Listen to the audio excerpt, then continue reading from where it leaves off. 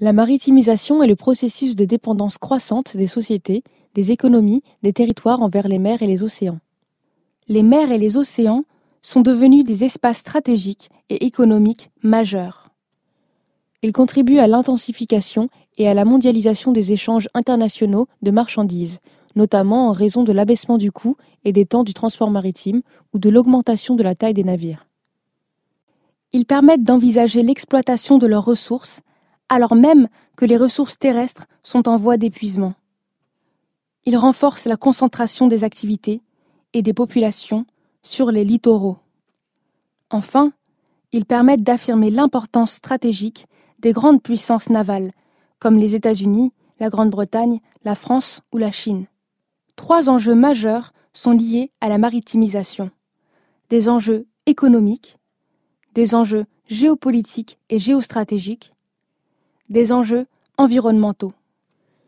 Parmi les enjeux économiques les plus importants, on peut citer le développement du commerce par voie maritime, la compétition entre États dans le domaine de la construction navale, l'extension des infrastructures portuaires dans les grands ports mondiaux comme le terminal Port de Mille du Havre.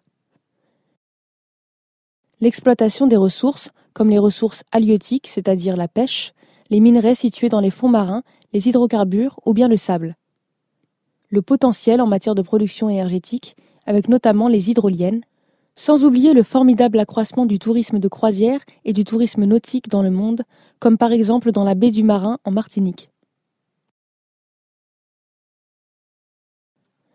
Parmi les enjeux géopolitiques et géostratégiques, on peut distinguer la volonté de certains États d'étendre leurs ZEE, le processus d'appropriation des mers, notamment par les grandes puissances maritimes ou navales, la remise en cause de la liberté de navigation dans certaines mers sensibles, comme le golfe arabo-persique ou bien la mer de Chine méridionale, comme le montre cette une des Échos du 14 juin 2019.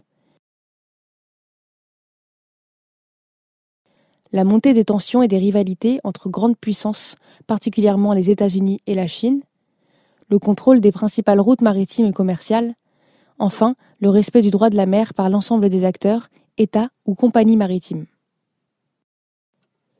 Les enjeux sont également environnementaux.